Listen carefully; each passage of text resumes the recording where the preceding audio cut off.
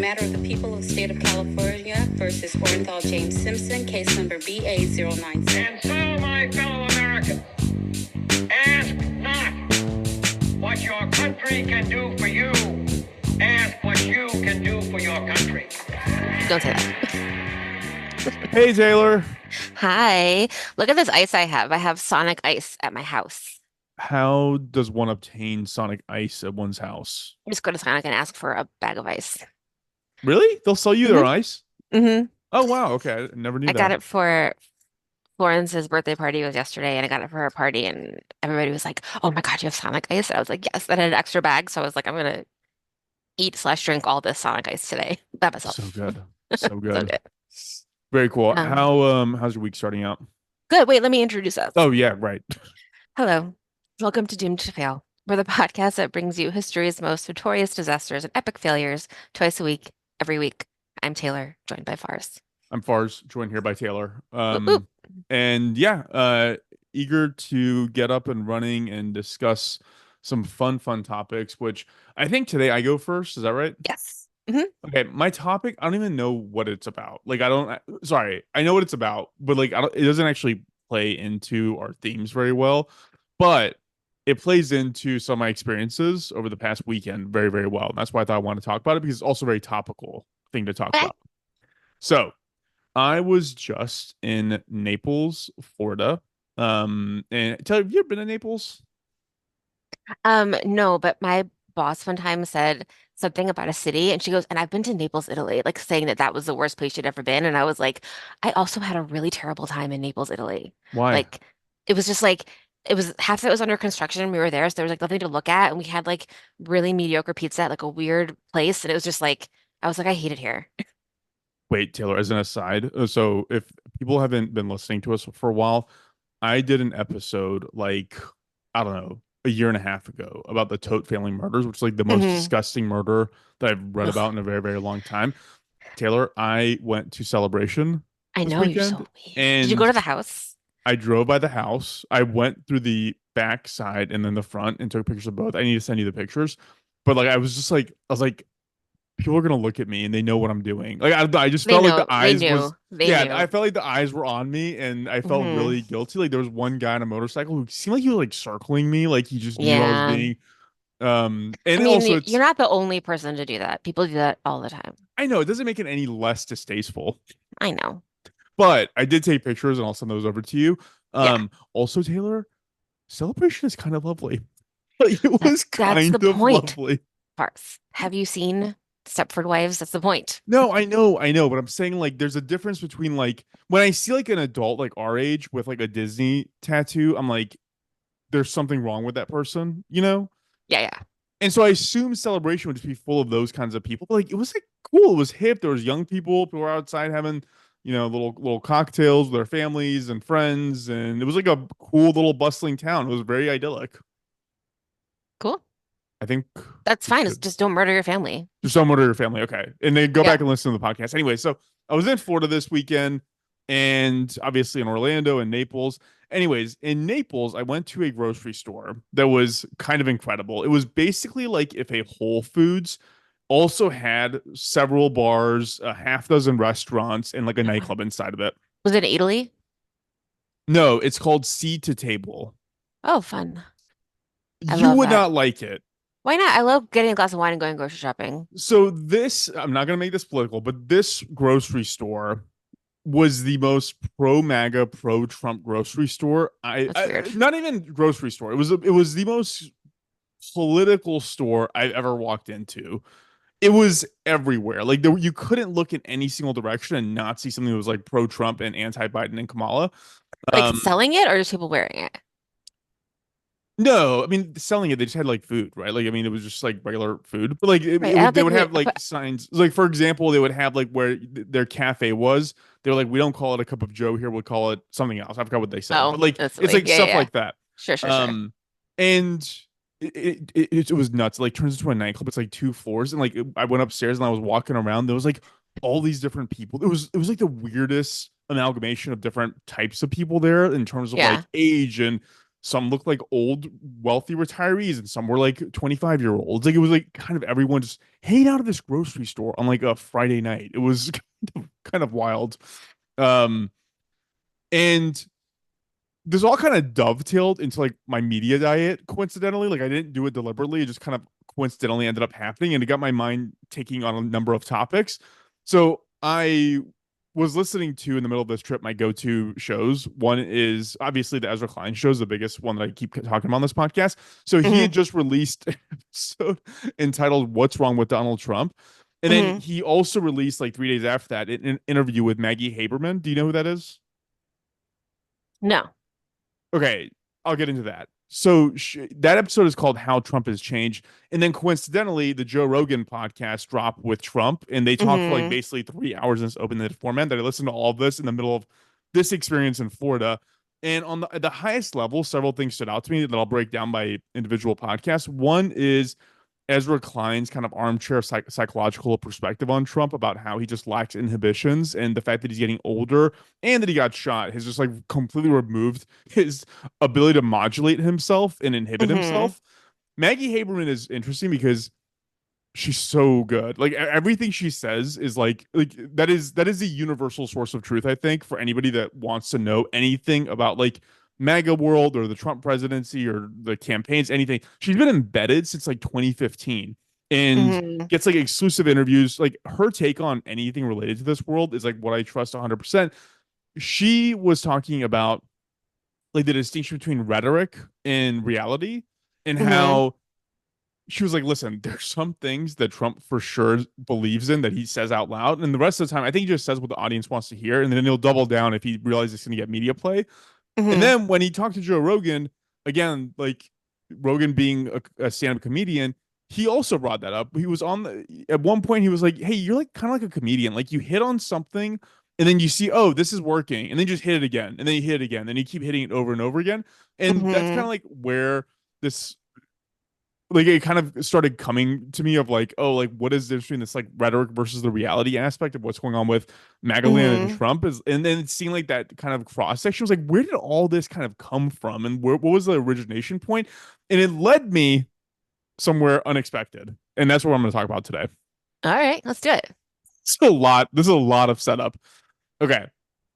Again, you might be thinking that I'm doing an episode on Trump right now. I'm not. I'm going to touch on a twisted web that encapsulates the 2000 presidential election and the history that led to the outcome we ended up having. Oh, fun. That was my first election that I voted in. Fun. Hmm. I voted absentee from Nevada and New York, and I had like a piece of paper and a piece of like styrofoam, and then I put paper on the styrofoam and then punched my things and then mailed it back. So if anybody's actually interested in the 2000 presidential election, note that I'm going to be touching on like this one micro aspect of it, because the whole covering the whole thing is going to be like would be insane. It would take Yeah. way too much time and effort.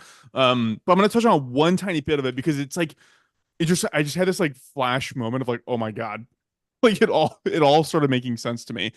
So to brief recap for anybody who wasn't alive or didn't care or pay attention, um, basically this was a election between Bush versus Al Gore.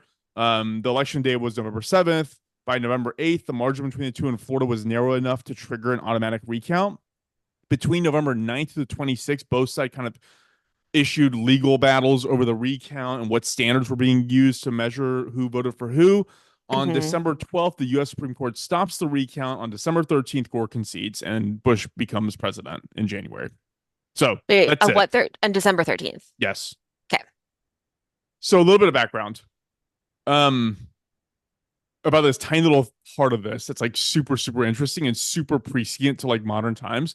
In 1995, I feel so old talking about this stuff It's right not now. not modern times to talk It about is it. so It's not like old, ancient Taylor. times. It is so old. I mean, yes, it was 24 years ago, but also like not ancient history. Okay, fine. We're young still. I'll give you that we're young There still. were TVs. I don't know. Okay, keep going. It was So electricity. in 1995, a guy named Ross Perot formed the Reform Party. he did this after running for president in 1992. And despite having dropped out of the race before Election Day, he actually received 18% of the popular vote, which was the most any independent candidate had ever won before. At that time, he wasn't running on any party platform. He was literally an independent candidate. Um, Today at work, I made everyone watch the Phil Hartman when he was Bill Clinton at the McDonald's. That's one of the best. That is absolutely one Just of the best. When he we starts just eating everybody else's food, oh my God. I'm glad so he's like good. warlords. Intercepted by warlords. And they taking their chicken nuggets. He's Go. trying not to laugh. It's so funny. I also did an episode on Phil Hartman, so if you want, go listen to that as well. Mhm. So, anyways, he won 18% of the popular vote. He saw a viable pathway for a third party to run for president, so he founded the Reform Party and ran for president against Bob Dole and Bill Clinton again in 1996. That time, he only won 8.4% of the popular vote. A little bit about the Reform Party itself. Like the party platform is like kind of loosey goosey. Like it's kind of like whatever the head of the party wants to make it. Mhm. It's largely around fiscal responsibility, balancing the budget, a lot of campaign finance reform stuff, a lot of term limit stuff for Congress, a lot of tough on immigration positions. Overall, like it actually is pretty good. Like He's a he's dead. Is he dead? Bro's dead, yeah. But he was like a billionaire, right? Yeah. He founded a company called EDS in Dallas, Texas, and I remember when I was a kid, we'd drive by it, and like that was kind of like a mythical place where like this guy created this with like a $5,000 loan, and like he was like Hmm.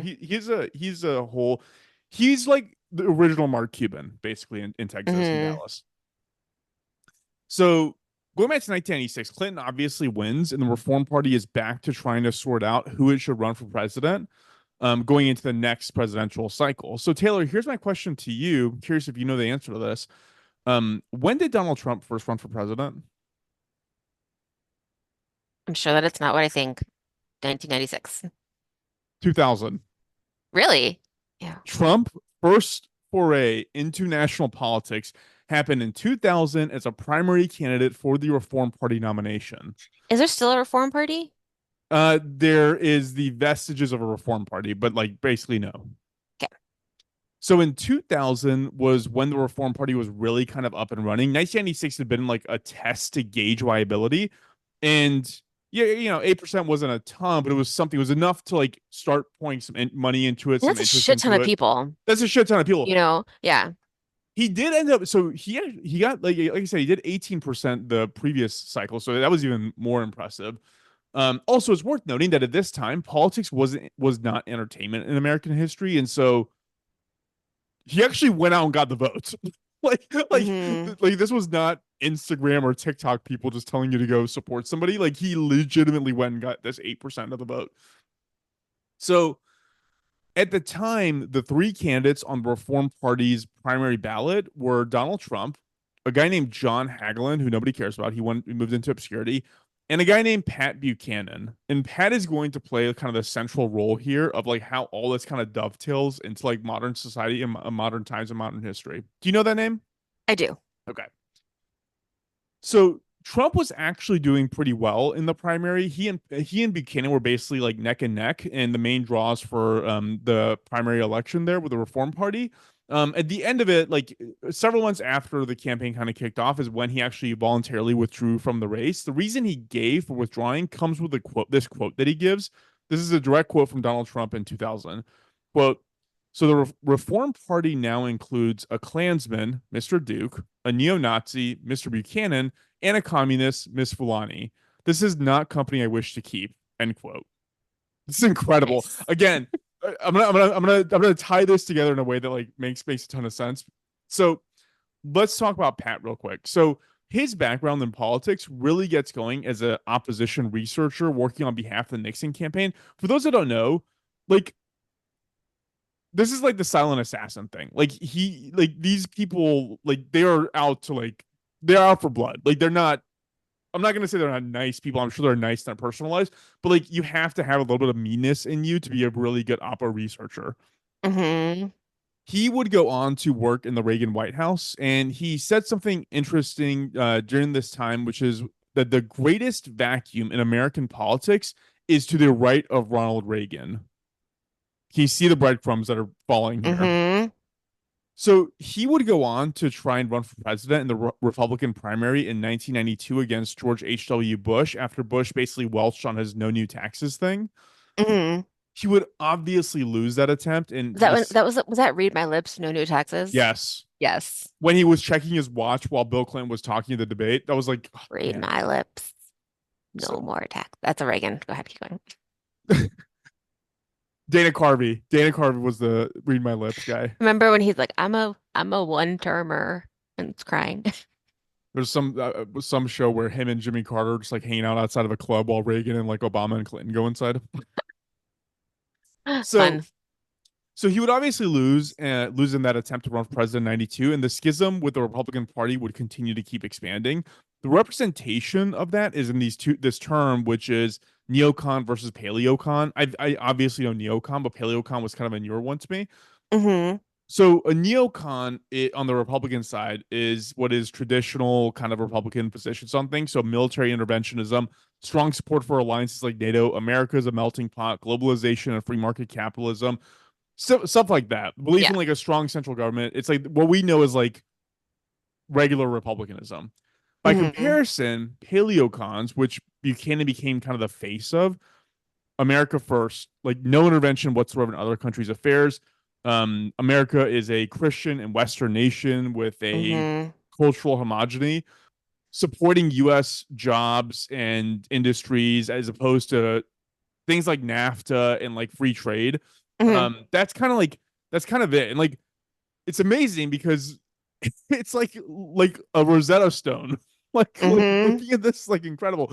When he accepted his nomination for the Reform Party, he said, quote, neither Beltway party will drain this political swamp because to them it is not a swamp, it is protected wetland, their natural habitat. This is Pat Buchanan in 2000. Jesus. So his issues that again, I said like the Reform Party was kind of like a blank slate for the most part that you could Hmm. just, whoever could put things on. So his issues had to do with tax reduction, removing government from the healthcare industry, protecting U.S. jobs by limiting free trade. He wanted a national abortion ban. He seemed to oppose the existence of gay people. It wasn't really so much their right. I think he just literally opposed that they He existed. wouldn't even talk about it or like was like, no. He was like, he seemed to think that like this is like a choice people make and like they Ugh, should choose not to. exhausting. He he advocated for a thing he called the Buchanan fence on the southern border. Wow. Yeah. Wow. So so the most problematic elements of Buchanan's views that really dovetail into like the 2000 election where it gets super problematic has to do with anti-Semitism. So I'm going to go through some of Buchanan's history with Jews in detail here. Jesus. The Buchanan fence is one of the worst names I've ever heard for anything, and that's all.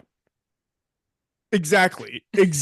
Like you needed someone who was a showman. You needed someone who was like who understands like, oh, this works, and this works, and this works, and you know, like you needed Wow. someone that had the TV aspect nailed down and just replace these ideas with that guy.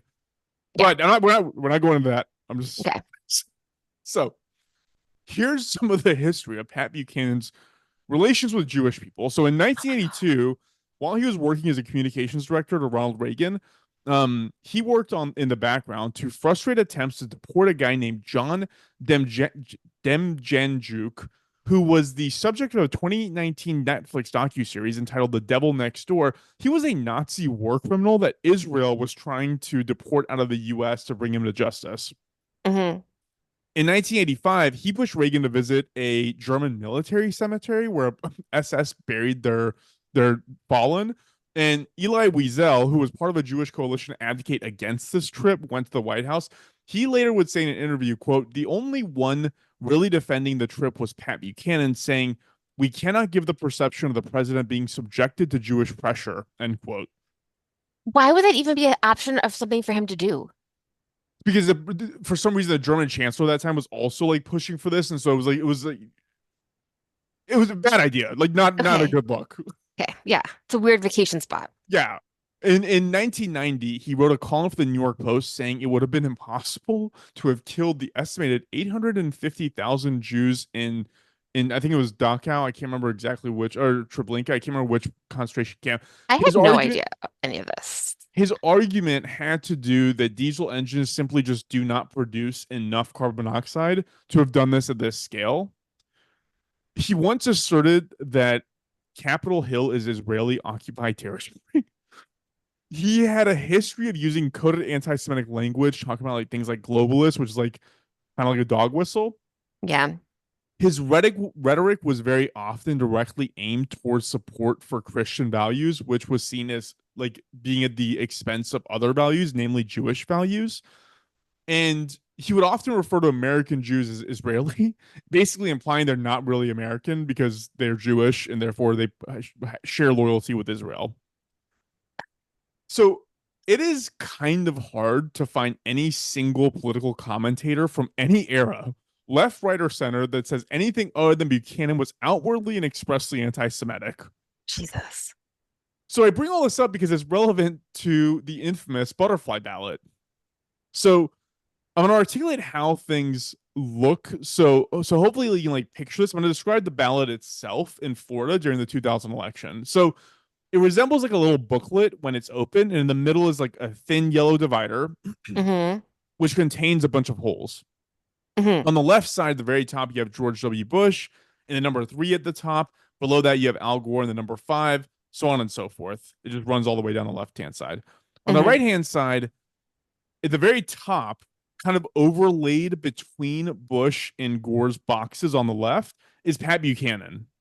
So if Mm-hmm. you look at the holes, hole 1 is for Bush, hole 2 is for Buchanan, hole 3 is for Gore.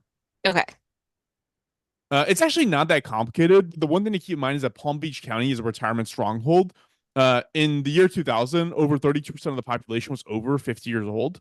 Mm-hmm. And what's more, Palm Beach has the 4th largest Jewish population of any county in the country. Mm-hmm. So what's even more interesting is Pat Buchanan ended up receiving over 3,400 votes on this butterfly ballot, which is 4 times the number he received on the absentee ballot that did not have the butterfly design. So there was a weird disproportionate quantity Right. of Yeah. elderly Jews who voted for this guy that nobody can figure out why they would vote for him, except it Right. had to have been a That's mistake. suspicious. Right. Yeah.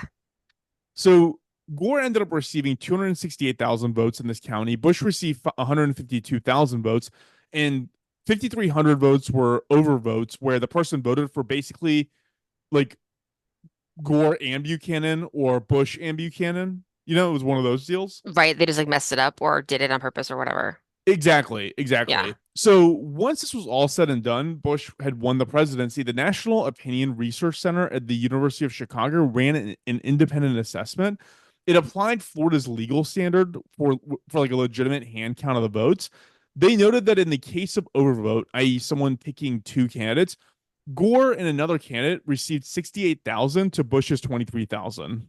Whoa. Those were thrown out. Yeah. Even though you would assume the intent of the person is, oh, I didn't mean to vote for the guy who is like literally talking about like the Holocaust didn't happen. like Right. like and then punching Gore. So, anyways, they decided not to count those and assume that somebody ended up getting confused. And they basically would throw those votes out. Would they that actually wouldn't have mattered because after running this count again manually, it was determined that Gore would have won between 60 to 171 votes in the electoral votes of Florida. So the range Wow. is dependent on how scrupulously you would apply the standards. So, for example, hanging Mm-hmm. chads are one that are kind of tough because Yeah. what will happen is like you push the paper in and then you slide it forward, and then if the perforations haven't ripped the paper off completely, you just place the perforation right back into its spot. And Right. so that's why you have to do this stuff manually. That's why I remember. Did they have like that piece of styrofoam? Because I clearly remember a piece of styrofoam, and that's what I was like punching into, like underneath the ballot. I think you could throw the styrofoam away and then mail in the ballot part. So Like, how did you poke a I'm hole in it? I'm physically. fairly certain that all of this is state by state dependent. No, I know, but I'm like, were they supposed to poke a hole in it It's like a just like in scantron. the Yeah, it's air? yeah, no, yeah. How do you do that? So you line the thing up. You line your punch card up with the names, and then you punch the holes where the names are. Right, but just how do you punch a hole? Well, you slide it into this little receptacle thing, and then you Okay, have a and that has yeah. like the styrofoam in it that does it, I don't know if it's styrofoam behind or it. something. Has to Something have something something. presumably Okay. is behind it. But the problem is if it doesn't punch all the way out, you can pull it back out, and then it just Hmm. by virtue of rubbing against the other thing, will just push it right back into its spot, and all of a sudden that's you didn't vote for anyone. Hmm. So basically, what this kind of all comes to is what we're seeing today and what happened 24 years ago is like crazy similar. Like, like it's crazy similar. And the Hmm. reason I bring it up is because and the reason I brought the whole rhetoric versus reality thing is because like as I zoom myself out of this, and what I was actually looking up was like when in time has it ever felt like everything is existential and horrible and whatever? And I was like, it's literally every election. And when I went back and I looked up Pat Buchanan, I was like, dude, he's literally using the exact same playbook. He calls it instead of the Buchanan fence, he calls it build a wall. Like Yeah, yeah, yeah. it's Exactly the the same. exact same thing. Jesus. and and I don't know. I just found it really really interesting. Also, the fact that so much of world history would have been different I if know. Buchanan didn't enter, and the fact that Trump was in there. All of it is so insane. It all kind of spirals out of like his experience in the 2000 election, and like I don't know. Hmm. It's there's a lot of like different threads to this that you could pull on, and it's tough even knowing which thread to pull on it, but it's very very interesting. It's wild. Yeah. Oh, I forgot this one part. So after the election, Pat Buchanan himself would be interviewed later, and he would say, "quote When I took one look at that ballot on election night, it's very easy for me to see how someone could have voted for me in the belief they voted for Al Gore." Like he himself was like, "Yeah, like these votes obviously aren't for me. Like, look at look at my life and look what I say." Like, How did how did such a shitty design get approved? I mean, that's the thing, Taylor. Like again, like this also dovetails into this cycle, right? Because on what in what world will one or the other win and not claim election fraud or fake ballots or bad ballots or like it's all going to like we're just going to relive the same history over and over and over again because I guarantee you to your point, why didn't anybody think about it? They probably did, and you know what, there's gonna be something else we didn't think of this election, and then there's I gonna be something know. we didn't think of in 4 years from now You're and then right. eight It's like years all the things. God, do you remember in 2008? Yes, I was on the Obama election for like the last couple of weeks in Pennsylvania. And they call and Juan always talks about it because he's so freaking jealous because I was on the phone with him. I was at a bar at night and when they called the election, because they called it that night, you know? And I remember and we all started screaming. We were so excited while I was on the phone. He was like, "Oh, I wish I was there." You know, we had so much fun and like it's just what a delight to have it called the day of. I don't know if that's yeah, I mean, It did happened in, oh, that was Hillary 2012. It happened in 2008. In 2008, we were in New York City and we had this big party and I got this bar to give us all their space and they were like, they like didn't believe me how many people I was bringing and I brought like 300 people and then like they had to rent more space and we were right by Times Square. And we went out in Times Square and people were like screaming. So it happened that night too. So both Obamas were called that night. I don't we know. did, but Hillary and Trump wasn't called that night, was it? It was pretty clear, I think, that night. Yeah, I remember we had a party. I'm just gonna Yeah, edit we had a that out. party that I just remember progressively watching people like their faces change. It was wild. Wild. Yeah, cool. This is I don't know, is this helpful for my anxiety that this has always happened? You know, this isn't new, I That's guess. Taylor. Like that is you are kind of an audience of one for this because I do sense your anxiety about all this stuff, I'm and I dying. keep Yes, I'm dying and inside. I keep looking at it from like my background in like the historical context of all this, and I'm like, it's gonna be fine. Like I it's know. legitimately gonna be fine. Like your kids are gonna go to school the next day. You're gonna work. You're gonna have your 401k. You're gonna retire. You're probably gonna, like we're gonna be okay. And yes, there are gonna be things that are gonna happen one way or the other that Yeah. somebody doesn't like. I keep talking about Ezra Klein because I'm like, I love the perspective of like, hey, like I'm not on this team. I'm not in this camp. I want to observe it from like a Hmm. reporter perspective. Same with Maggie Haberman. Like, it's very interesting hearing like, you know, New York and California liberals like observing this and like analyzing it through like their Hmm. intelligence, and it's like it like they deconstruct in a way that like you sort of like, okay, like I get it, like I get this part of it, like you fracture this part. I don't know, if you just listen to like the left perspective on it, then it just sounds like insanity manifest. I'm saying that like there's this Rosetta Stone of like having a wide range of ideas that you just say because eventually it'll strike a tone with this person. Like you care about abortion, but like that doesn't mean that like every person in America is like literally focused just on abortion. Like maybe the person is focused more on like, you know, they keep saying the economy. The economy's a stupid one because the economy's doing great. Like whatever. Like that's a packaging problem, I think, on the Democratic side. But I don't Hmm. know. I don't know. This has been like a really interesting week for me in terms of like observing things and hearing different perspectives on it. I did think that the Joe Rogan interview, like it was smart of him never to attack Biden on his age because that's all like people are talking about now, and he just Yeah. like he brought it up in the interview, like this is not an age thing. This is not an age thing. He has got like, I don't Didn't know. Joe Rogan laugh at him when he said that he admitted he lost? I don't remember that part. He did. He laughed at a few things. He said one thing like Trump was like talking about how he's like, Kamala will never do this interview with you. And he's like, no, I've reached out to her people. They haven't said yes. They haven't said no. It would be great. He's like, well, she couldn't handle it. She'd just lie on the floor. She'd die. She'd be like a little whatever. Like he just like, went off on like insulting her. And it's like, I think we'll just have a really good conversation if she comes on. I think it's fine. It's just like, what Yeah. are you talking about? Like she's a federal process. She's a She's literally statewide never done that prosecutor. ever. Makes absolutely no sense.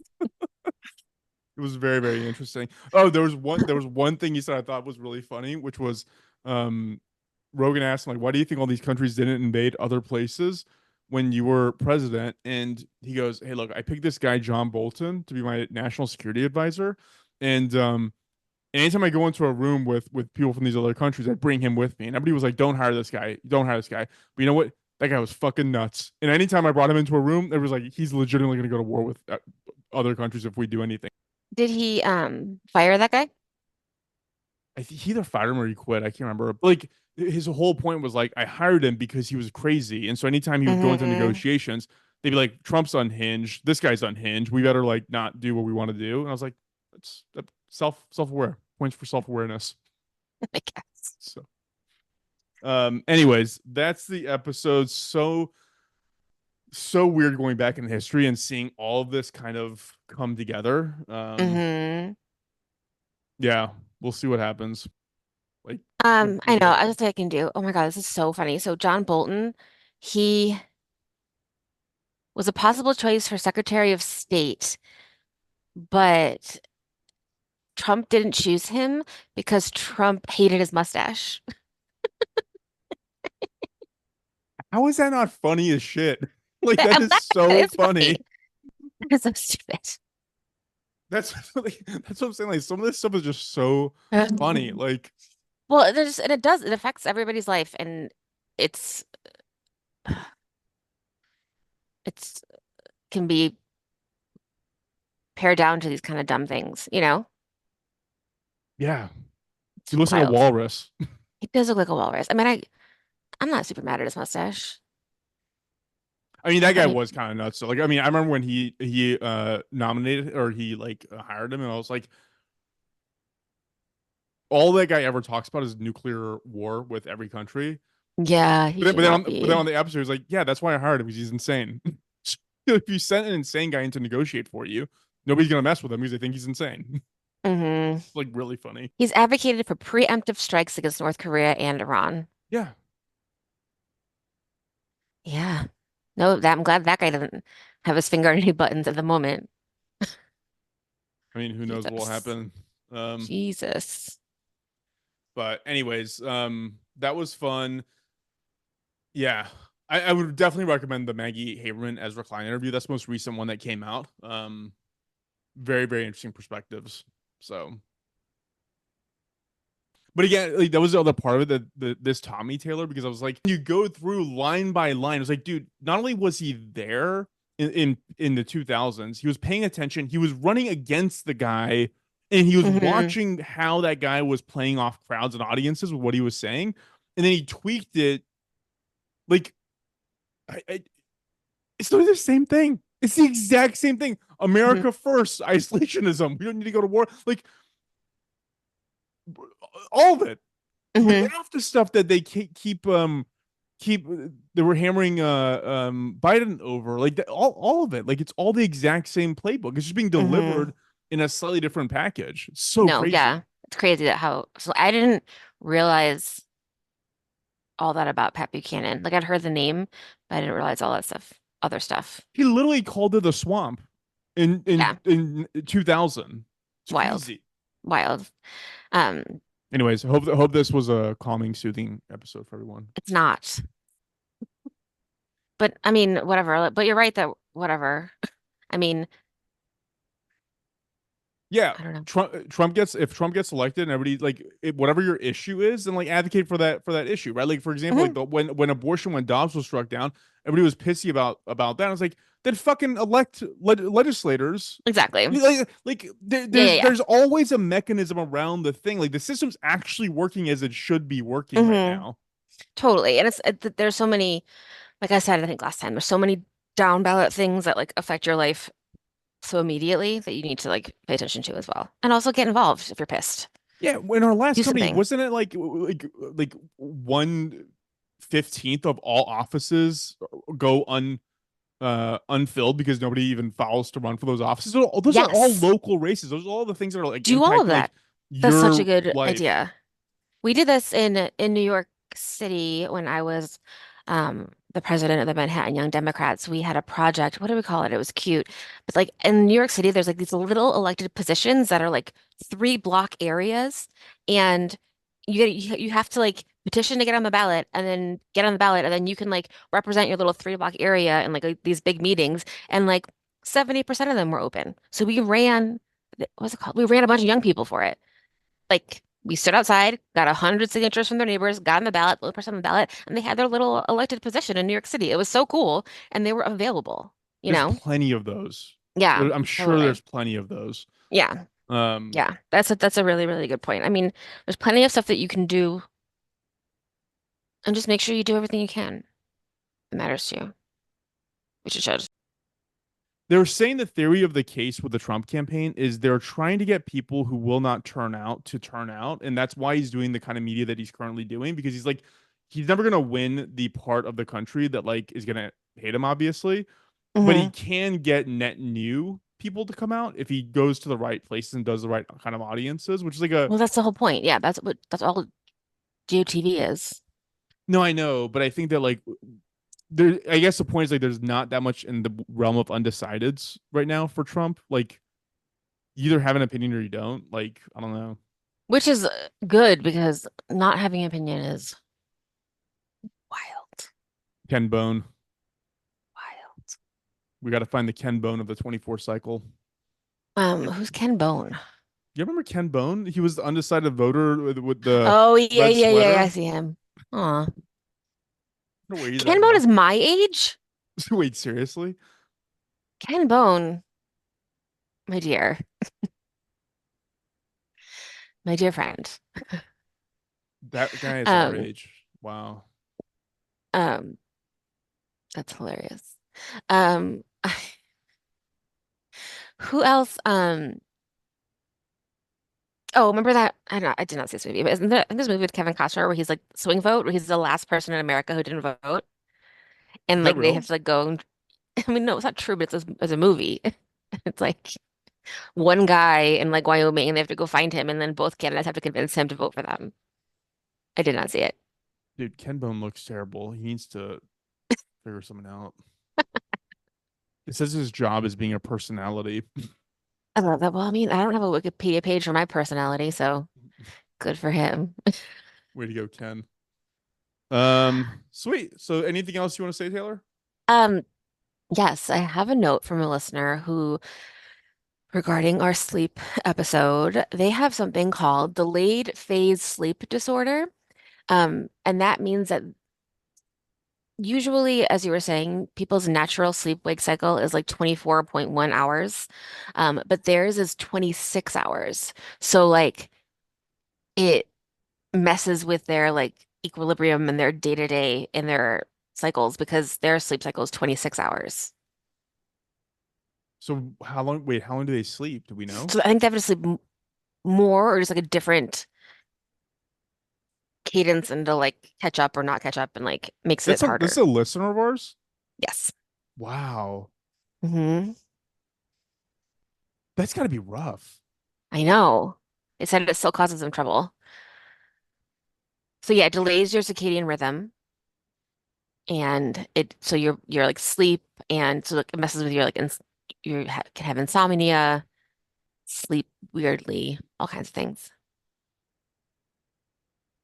Yeah, they fall asleep after midnight and have difficulty waking up in the morning. Rough. I know. Yeah, Social jet lag, these are the little things that you don't know. You should be thankful you don't have. for real. For real. But thank Thank you you for for writing sharing. in. Yes, Yeah. thank you. Yeah, and if you have any thoughts or questions, find us at Doomed to Fail Pod on all socials and email us at doomtofailpod@gmail.com. Sweet. We'll go ahead and Sweet. cut things off.